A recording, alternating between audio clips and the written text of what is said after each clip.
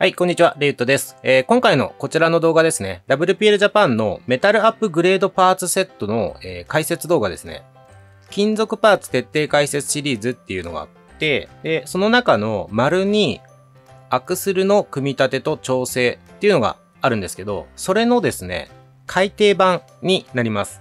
もともと金属パーツ徹底解説シリーズっていうので、それが1から5まであって、で、ちょっとそれは概要欄に一覧でリンクを貼っておきますね。貼っておきます。で、その中の丸にアクスルの組み立てと調整っていうのがあるんですけど、今回はそれの改訂版の動画ということになります。で、この丸2だけ改訂版で新たに動画を作ったっていうことになるんですけど、で、なんでその丸2だけですね、動画を作り直しているかというと、もう最初の動画、その金属パーツ徹底解説シリーズっていう動画ですね。それを、最初に上げてから1年近くですね、経つんですが、その中で一番大きな変更点として、当初付属していなかった調整用のスペーサーがですね、今は付属するようになったっていうのがあります。ちょっとちっちゃいんですけど、これですね。この調整用のスペーサーが昔ついてなかったんですけど、今はこれが4つつくようになったんですね。なので、これを使った、調整の仕方っていうのを加えさせていただいてるっていうのと、あとは正直僕自身もですね、もう1年経つっていう中で、またそのお伝えする内容っていうのが変わってくるっていうのもありまして、その以前に上げた動画っていうのが、その動画はあるんですけど、それがあって、その後にですね、自分自身でいくつもやっぱり組み立て、その後ですよね、その後に組み立てをしたり、あとは周りの方ですね、周りの他の人が組み立てたやつでうまくいってないやつとかをちょっとこう見させてもらったりして、こういうところでこううまくいかないんだなとか、こういうところでこうつまずいちゃってるんだなみたいなのをこう結構見たりして、ノウハウじゃないですけど、そういうのが結構溜まってきて、よりいろんな人が組み立てやすいやり方っていうのが前よりもですね、お伝えできるんじゃないかなっていうのもあって、今回、改訂版ということで新たに動画を作りました。はい、じゃあこれですね。メタルアップグレードパーツセットのアクスル、この部分ですよね。これがリアで、これがフロントですけど、これを実際に解説しながらですね、作っていきたいと思います。で、D12 とか D42 の方は、こっちですね、リアだけになるっていうのと、あと、初めての方は、特にですね、この簡単な、リアの方が簡単なんで、この簡単なリアの方から、ちょっとこう慣れてもらいつつ、作ってもらうっていう流れの方がいいと思いますので、まずですね、リアのアクスルから組み立てていきます。はい、じゃあまず、これですね。このアクスルのケース、これなんか見づらいですね。この方が見やすいか。これですね。このリアのアクスル、このケース、ちょっとこう、組み立ててあるような感じになってると思うんで、まず、このネジですね。これを4つ外します。で、この外したネジですね。ちょっと紛らわしいサイズもあるので、それと混ざらないように、ちょっとこう、避けておくのがやりやすいと思います。これを、後で分かりやすいように、ちょっと避けて置いとくと。で、これですね。ここも外しちゃいます。で、これはできればいいんですけど、まずですね、この赤いやつあるじゃないですか。これを、このどっち側でもいいんで、こう、一旦はめちゃいます。はめちゃって、ちょっと最初きついんですけど、ギュッとはめちゃって、こうグッとはめちゃって、こうぴったりくっついてる状態ですね。で、この状態で、これできればでいいんですよ。できれば、工具を持ちならっていう前提になっちゃうんですけど、ここを 2.5mm のドリルで通しちゃうっていうのができると、非常に、扱いやすくなります。っていうのもこれ、後で組み立てるときに、このネジですね、これ結構きついんですよ。こう、ネジ山がここないのに、これ最後こう組み立てるとき、これで受けるんですけど、ネジ山ってここにしかないのに、ここネジがこう、通りづらいんですよ。ガリガリって感じで。で、これを、この 2.5mm のドリル、もしお持ちならですね、これで通しちゃいます。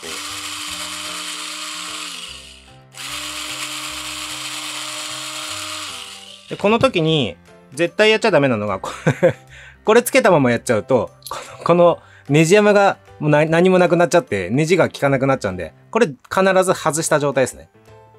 このアクスルケースと、この赤いやつ、これだけの状態で、ここを通します。2.5mm で通して、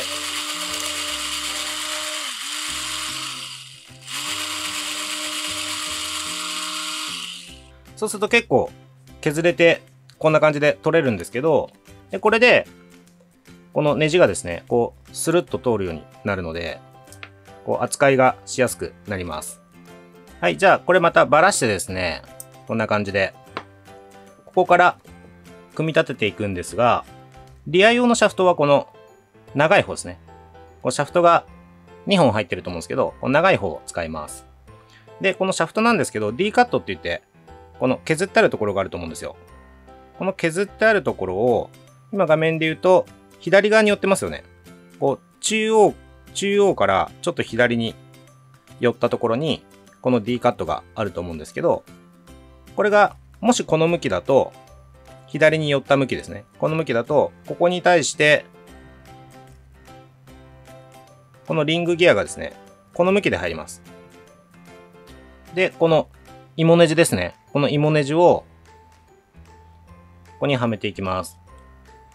この芋ネジちょっと六角こう刺すのにきつい時があると思うんですけど、そういう場合は、もしこのボールポイントっていう先が丸くなっている六角ですね。これをお持ちの方は、これの方が結構はめやすいです。ただ最後の本締めは、このボールポイントでやらずに、普通の六角でしてください。で、ちょっと今本締めはまだなんですけど、ここでちょっと軽く締めときます。で、これがちょっと改訂版で変わるところなんですが、さっきのこのスペーサーですね。これをですね、一旦、ちょっとこれ個体差によって、適宜調整はしていただきたいんですが、ほとんどの場合これでいいと思います。両側に1枚ずつ。両側に1枚ずつ入れて、で、小さなベアリングですね。小さいベアリングを、ここに1個ずつ。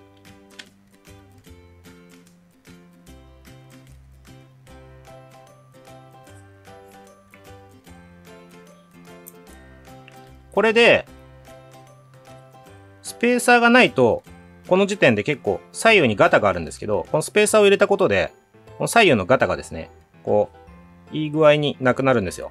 で、ある程度回る状態になりますので、このスペーサーを忘れずに入れましょうっていうのが、この改訂版、前回の動画と、かなり変わってるところですね。かなりというか、前回これなかったんで、これを入れましょうと。で、ここでちょっと次に見ていただきたいのが、ここは前回と一緒なんですけど、この左右のシャフトの出具合。これをですね、均一、同じにしてほしいんですね。片側だけ大きく出っ張ってるっていうことがないように。今ちょうど同じぐらいですかね。こっちがこれぐらい出てて、こっちがこれぐらい出てるんで、多分今これ大体同じぐらいだと思うんですけど、これを、もしずれちゃってる場合は、ここを緩めてですね。緩めると、このシャフトを左右にこうずらせると思うんで、これでちょうど真ん中ぐらいになるように見ながら、で、この時点でですね、もうこれ本締めしちゃっていいんで、ネジロック剤ですね。ネジロック剤を打っちゃってほしいです。で、ネジロック剤打つときは、まあ人それぞれやり方、全然ご自身のやり方でいいと思うんですけど、一応慣れてない方はこんなやり方もどうですかっていうのでご紹介させていただくと、この芋ネジですね。芋ネジを六角の先にもうこうしっかりはめちゃって、で、付属のこのネジロック剤、これを使っていただいてもいいですし、おすすめは、まあこれ、保管が厳しいんで、もう使い捨てみたいな容器に入ってるんで、最初これでもいいですし、で、できればこういうのをご用意いただくのが理想ですね。ロックタイトとか、まあ、ちゃんとしたメーカーのいいやつって感じの、ネジロック剤ですね。で、これは中強度タイプっていうので、まあ僕は個人的にこれがちょうどいいかなと思ってるんで、これを使ってます。で、これを1滴ぐらいって感じです。米粒大っていうか、米粒大だとちょっと大きいですね。ごまぐらいですね。を、ここにこう、つけて、で、そのまんま、この D カットですね。D カットの面。まあ、ここ見づらかったら、ここに D カットが、横にもついてるんで、この D カットの面の向きを参考にしながら、これが当然ネジ穴のところに来てる状態ですね。この状態を確認して、で、ネジを締めると。で、これもよく他の動画で言ってるんですけど、ネジが斜めに入ってしまわないように、最初逆回しで、コツっていうところがあるんで、そこから、こう、コツっていったところからねじ込むっていう風にすると、斜めにねじ込んでしまうという確率がめちゃめちゃ減ります。はい。で、当然この時にさっき言ってた、ちゃんと真ん中に来てるかっていうのは確認しながら取り付けてください。で、このネジロック剤ですね。はみ出ちゃったらティッシュかなんかで拭き取っておけば大丈夫です。はい。こんな感じですね。これでもう確実に、ここのガタがない状態、ほぼない状態で、シャフトがセンターについたっていう状態にすることができたと。で、あとは、もうそんなに難しくないです。ここに、ベアリング。で、もう一個。反対側にも、ベアリング。はい。そしたら今度、このハブですね。これをつけるんですけど、まあ、これ間違えることはないと思うんですけど、この、くにゃくにゃ曲がるのが、フロント用なんで、こっちですね。これがリア用。このまっすぐなやつ。これを、ここですね。ここにつけて、これも同じく、さっきのリングギアの時と一緒ですね。ここと一緒で、ここ D カットですね。D カットにめがけて、この穴から芋ネジを締め込むという形になります。これ芋ネジはめ込みにくい時こうやってギュッてやるとザクッて入るんで、こんな感じで先っちょに固定して、で、まあここは一緒ですね。ネジロック剤。これをごま粒より小さいぐらいでいいですね。で、ここに打ち込みます。で、この時に、こう、緩い状態は良くないですね。ここが。でも、こっちに寄せすぎると、ちょっと動きが渋くなっちゃうんで、ちょっとそこは加減しながら、ここに隙間がないようにするんだけど、こう押し付けすぎないっていう感じで取り付けます。で、一応この時点で、ある程度スムーズに回るかっていうのは確認してください。で、反対側も一緒ですね。芋ネジをつけて、ネジロック剤つけて、で、D カットされてる面。そこに対して、ネジを入れると。で、ここ隙間がないようにするんだけど、押し付けすぎない。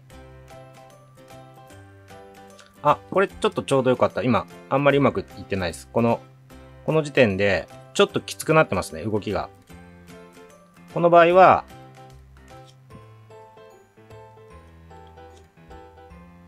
ちょっと緩めて、ネジロック剤、まあ、すぐに固まるものではないので、ここをちょっと緩めてあげて、で、スムーズに回るかどうかっていうのを確認して、こう、ガタはないんだけど、スムーズに回るっていうところで、ちょうどいいところ、程よいところで、取り付けるようにしてください。で、この作業を進める中で、どの時点でももちろん全然いいんですけど、ここをチェックしてほしいんですよ。この、金色のやつがリングギアで、このリングギアの、この側面ですね。この側面と、この、ケース。ここがですね、これ、個体差があるんですけど、干渉してしまう場合があります。で、今実際これどうかっていうと、かすかに干渉してますね。ほんのちょっとですけど。で、ここは、もう結構強気で削ってしまっておくっていうのがおすすめなんで、今回も実際にちょっとやってみるんですけど、これ、一旦外して置いておきますね。はい、じゃあ削っていきますが、ここですね。削るのはこの面、ここを削っていきます。で、もちろん、もう一個の方も同じように削ります。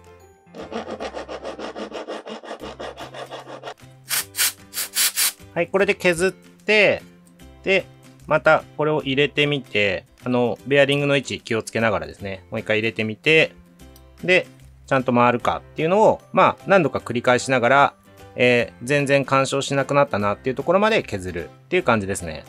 で、当然、両側ですね、こう、組み合わせてみて、この時点でもちゃんと回るかっていうのも確認しておきます。はい。で、この時点で問題なさそうだったら、もう注油しちゃっていいと思います。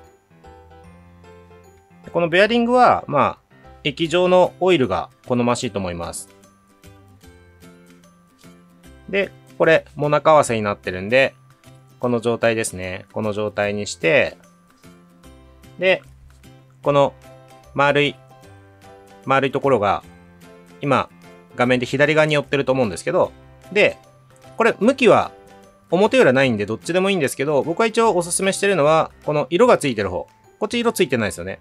この色ついてる方が、若干塗装の厚みが乗ってる状態なんで、これを、こっち向きの状態、色がない方にこの赤をつけるっていうのをおすすめしてます。で、左側にある WPL っていう文字がこの向きになってる。これが普通の組み方ですね。ちょっとカスタム内容によってこれがひっくり返る時もあるんですけど、それはそれで別途ですね、そのカスタムパーツの指示に従っていただくっていう形でお願いします。はい。で、今度ですね、これですね。これを使います。これ同じのが2つ入ってるんで、どっちでもいいです。これに、このベアリング内側ですね。忘れないように入れていただいて、外にも入るんですけど、ここ2箇所入るんで、内側のベアリングも忘れないように入れていただきつつ、これですね。インプットギアっていう、この、アポロチョコみたいな形してるやつがあると思うんで、これをここに入れます。で、まあ、丁寧にやられる場合は、この時点で、この内側のベアリングに注油一滴しておくといいと思います。で、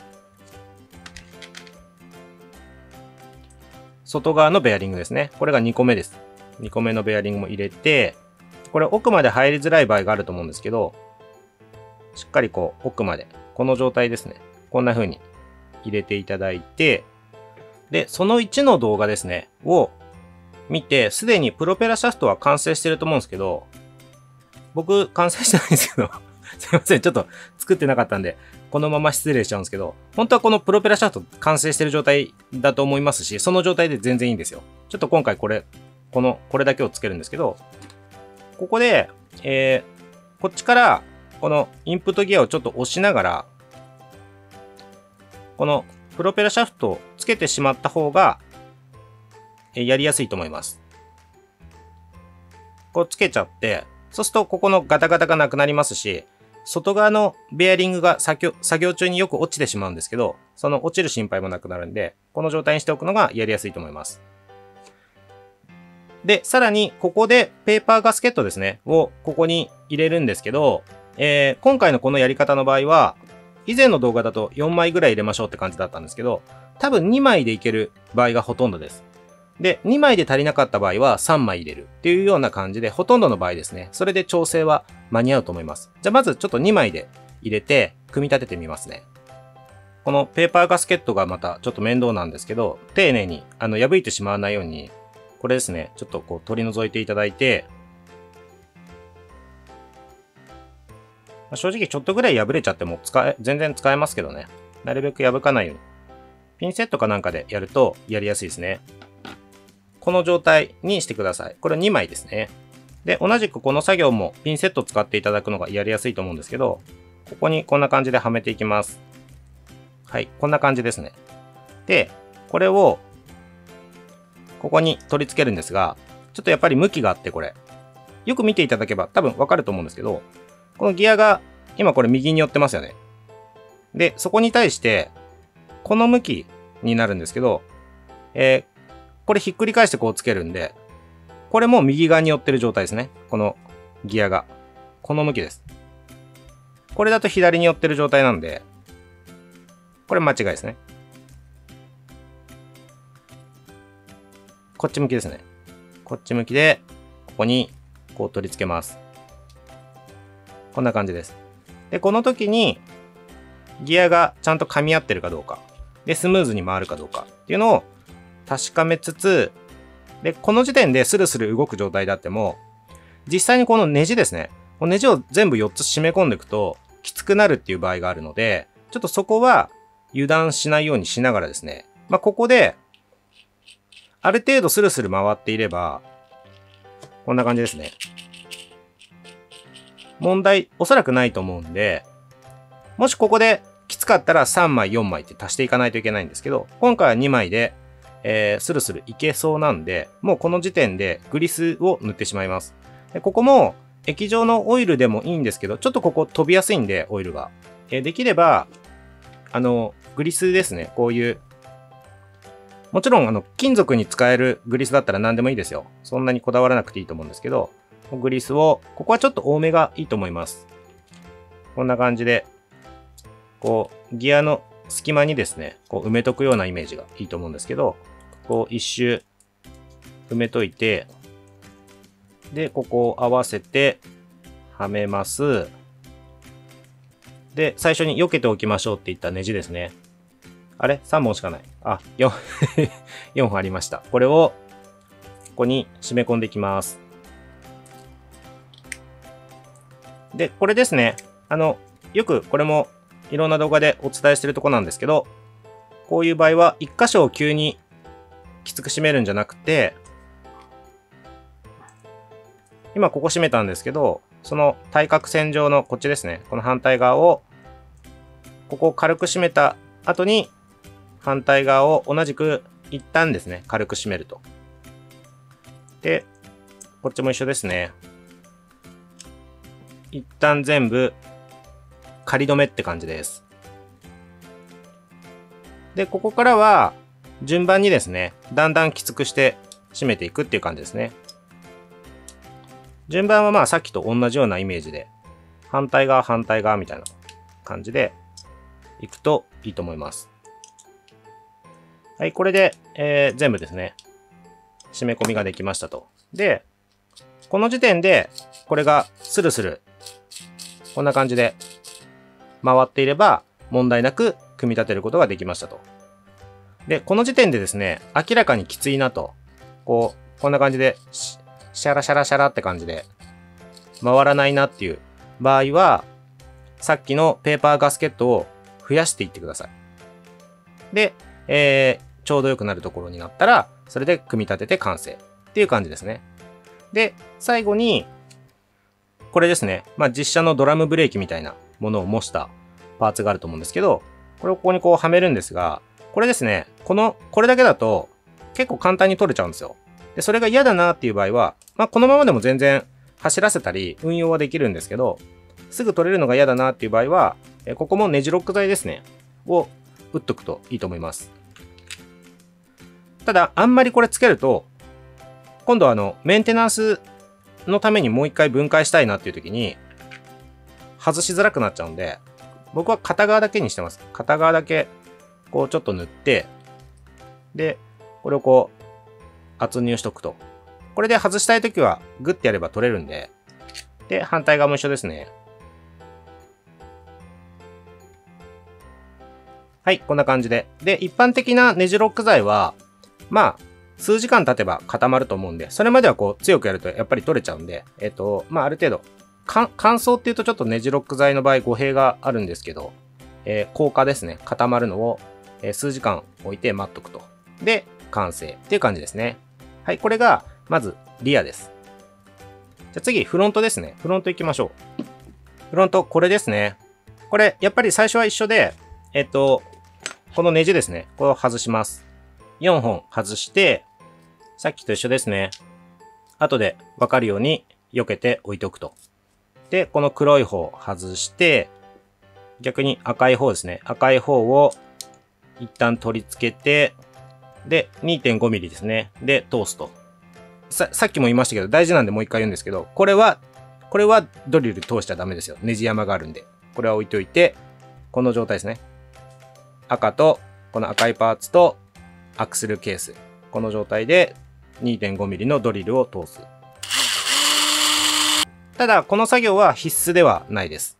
で、次に、もうこれ最初に正直やっちゃった方がいいと思うんですけど、ここ、ほとんどの場合削らなきゃいけないんで、ここですね。ここを削ります。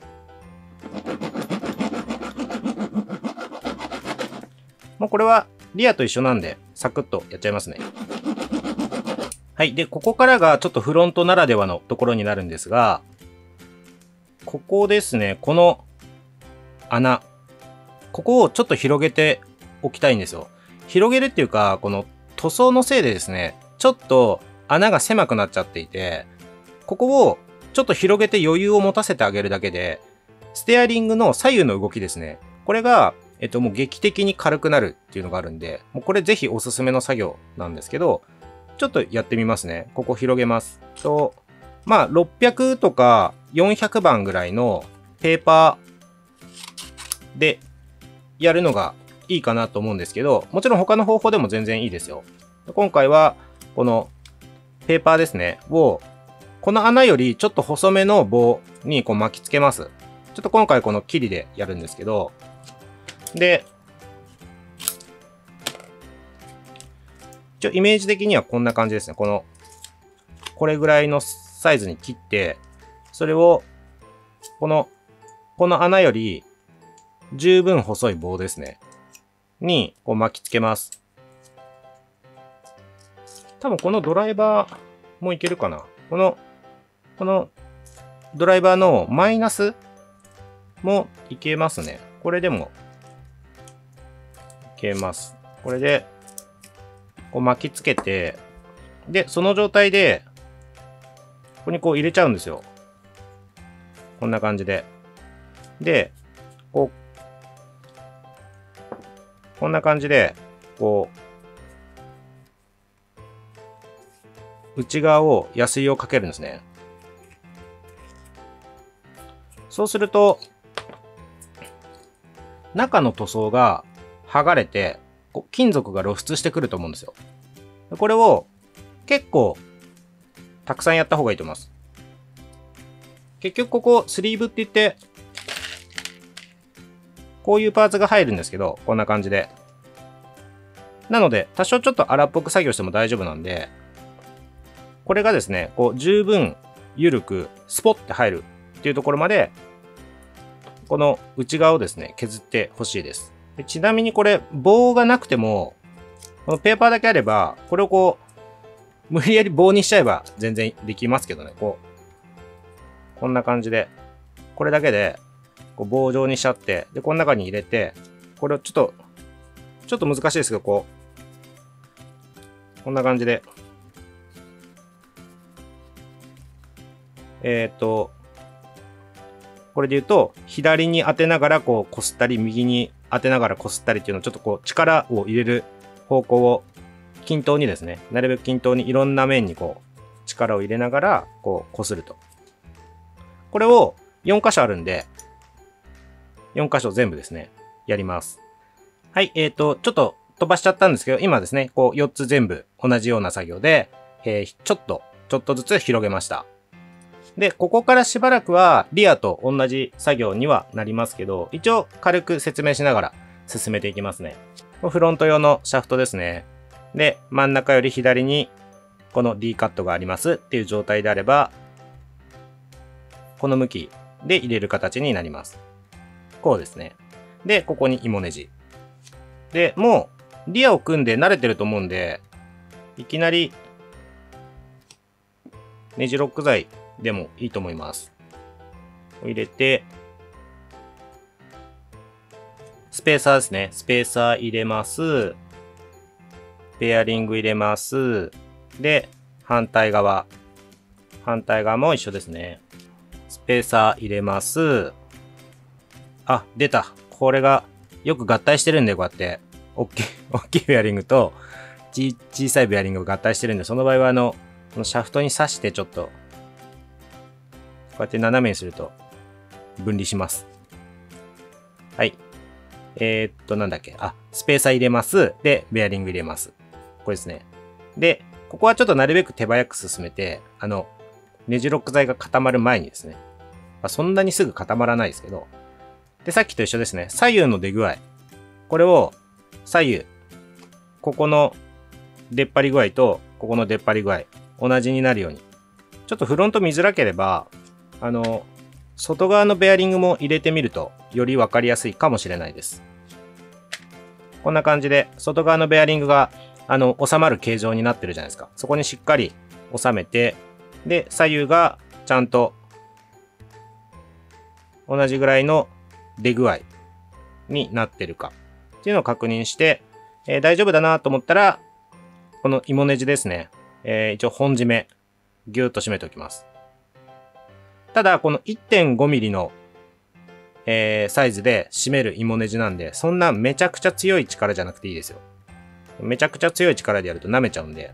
はい。で、この時点で、これをちょっとつけたくなるところなんですが、これもですね、ちょっと前回の動画とこの改訂版で変わるところで、これはちょっとつけずに、一旦、こうつけずに、こっちをはめます。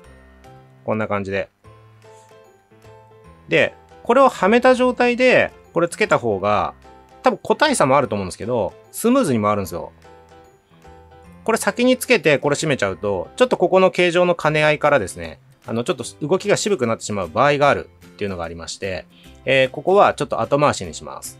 で、この時点で、すいません、ちょっと前後しちゃったんですけど、もう、こことここは、注油してしまった方がいいと思います。もう開けない可能性もあるので、ここからうまくいった場合はですね。ただ、ここにべっとりグリス塗るのは後で大丈夫です。はい、これで、ここ色がない、ここ黒く色がついてる、これもリアと一緒ですね。これの、色がついてない方。ついてない方がこっちに向いてる状態で、左。この丸い部分が左にある。この向きですね。この向きで、この赤いパーツ、WPL っていう文字が、この向き。で、つけちゃいます。こうですね。で、この辺もリアと一緒ですね。このインプットギアですね。このインプットギアに、ベアリング。で、このベアリング忘れないようにしながら、ここに入れると。内側のベアリングですね。で、また合体してますね。あ、取れた取れた。はい、このちっちゃいベアリングを外から入れて、この状態でもうこれですね。これをつけちゃいます。ただこれが見えなくなっちゃうんで、丁寧にやる場合は、まあここでオイルを差しとくといいんじゃないかなと思います。で、D カットですね。D カットの向きを確認して、そこに芋ネジですね。こんな感じで、まあ、こうギュッと、あんまり強くなくていいですけど、こっちとこっちから押さえながら、このインプットギアと、こっちのカップですね。シャフトですね。を押さえながら。あ、押さえられないか。これ今、皆さんあれですよね。こっちプロペラシャフトありますもんね。なので、ここをちょっと持ちながら、ここちょっと押しながら、で、締めるっていうのがいいと思います。こう、くっついてる状態が、このマシーンで、この状態ですね。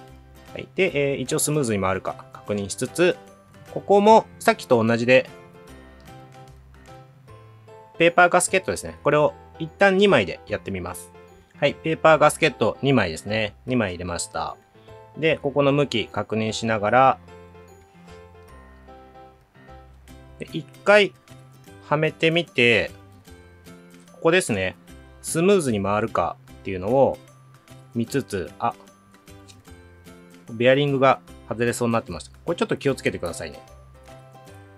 こうやってるうちに、知らないうちにベアリングがポロって落ちて、ないまま組み立てちゃうっていうことがないように気をつけてください。で、これで、スムーズにいくなというのがある程度大丈夫そうだったら、もう一回開けて、もうグリス塗っちゃいます。まあ、ここは強気の量でいいと思います。あんまり開けるとこじゃないんで。こう一周まんべんなく塗ってあげて、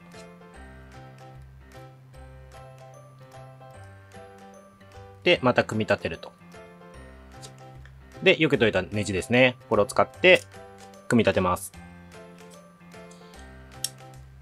で、対角線の順ですね。に本締め。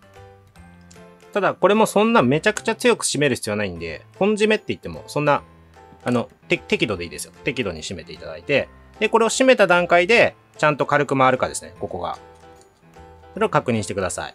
で、これもリアと一緒ですね。ここでもし動きが渋いようだったら、1枚2枚ここを足していって調整すると。はい。では続いて、フロントのこのハブですね。これを、ここに、こう、つけていきます。で、その時に確認していただきたいのが、やっぱり D カットですね。D カットの向きをちゃんと確認していただいて、そこに芋ネジを打つと。はい。じゃあまた、芋ネジ、こう先っぽにくっつけて、ネジロック剤ですね。ちょびっとつけて、で、D カットにめがけて、芋ネジを打ち込むと。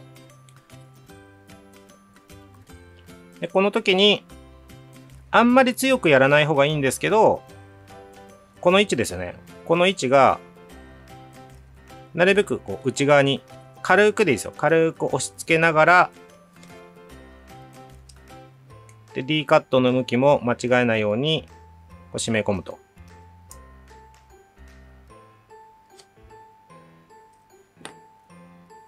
はい、OK ですね。で、ちょっと、ネジロック剤はみ出てたら、ここもティッシュで拭いといてください。余計なとこにつくと良くないと思うんで。で、これをつけた時点で、ある程度、正直リアほどスムーズには回らないですけど、フロントは。ただまあ、これぐらいは回るはずなんで、スムーズに回るかっていうのを確認しつつ、反対側も同じように取り付けていきます。はい、反対側も取り付けました。で、ここでちょっと動作チェックするの、これが、ペコペコ折れちゃうんで、こうちょっと難しいんですけど、これ、当たっちゃうんで。一応こんな感じで、やれば、動作チェックできると思うんで、これで、スムーズに回ってるかっていうのを確認してください。で、あとは、ナックルですね。これを取り付けていきます。でこれもですね、ちょっと一旦取り付けてみないと、調整が必要かどうかわかんないんですけど、ベアリング、こっちも入れて、こんな感じでしっかり、この状態ですね。ここまで入れて、こっちちょっと難しいですけど、こっちも入れて、でこっち入れづらい場合は、このハブ、ここですね。ここを使ってはめればはまると思います。こんな感じで。もう、ギューって感じで。はい。で、向きなんですけど、この赤いパーツがついてる側、こっち側に、このアーム、これを出すようにしてください。これは逆ですね。こうですね。で、ちょっとこの外のベアリング、外れちゃう場合別に後でもいいんで、ちょっと外れっぱなしで作業して大丈夫です。もちろん内側は忘れないように入れてほしいんですけど。で、この向きで、ここにですね、これも忘れないでくださいね。スリーブ、この金色の金属パーツ、これを入れます。ギザギザが細かいビスの短めのやつってこの長さしかないんで大丈夫だと思うんですけど、この長さのやつですね。これを、あとはもうめっちゃ長いやつしかないんで、これを使って、あれですよ、これギザギザが細かいやつですよ。この、ギザギザが粗いやつは間違っても使わないようにしてください。もう金属パーツはどれも一緒です。この、きめ細かいネジ山のやつですね。これを使います。で、これで、ここ締めます。で、ここはネジロック剤使っちゃうと、ステアリングが固まっちゃうんで、ここはネジロック剤使わないです。その代わり、このスリーブっていうパーツがあるおかげで、結構強く締め込めれるんで、ちょっと強めにグッグってやっとけば、まず外れることはないと思います。で、反対側も一緒ですね。スリーブ入れます。ネジ山が細かいやつ。このビスを使って、締め込みますっていう。で、この時点で、この、ステアリングのナックルですね。これが、スルスル動くかどうかっていうのは確認してください。で、これがスルスル動かない場合は、さっき、ここの穴広げたじゃないですか。その広げ方が足りないので、もうちょっと削って広げてあげてください。こう、スカスカに動くっていうのが理想の状態ですね。ここ硬いと、走りにちょっと影響しちゃうんで、ここは注意してください。で、組めたら一応これ収めておきます。これちょっと外れやすいんでまた外れちゃうかもしれないですけど、この状態ですね。で、あとは反対側も一緒ですね。はい、これ、ちょっと取り付けたんですけど、反対側も。これもまたちょっとちょうど良かったですね。僕がさっき削るのをサボりすぎたせいで、ちょっとこっちきついです。こっちスカスカに動くじゃないですか。まあなんだったらこう自重でこう動くぐらい。でもこっちは、こんなんなっちゃってます。この場合は、ちょっと面倒なんですけど、一回外して、削り直します。はい、これ今ちょっと両方削り直したんで、これでもう一回組んでみれば、いけるんじゃないかなと思います。あ、はい、大丈夫ですね。これでこちら側もスルスルになりました。はい、というわけで、ここまでですね、できたらもうフロントほぼ完成っていう感じになりますので、ちょっとこの動画ではもうここまでっていう感じですね。あとはこのリンクロットとかっていうのを取り付けていくんですけど、そのあたりはですね、またその3の動画、もしくはまたその車種それぞれのですね、解説動画の方、見ていただければと思います。では、この動画ですね、以上になります。ご視聴いただいてありがとうございました。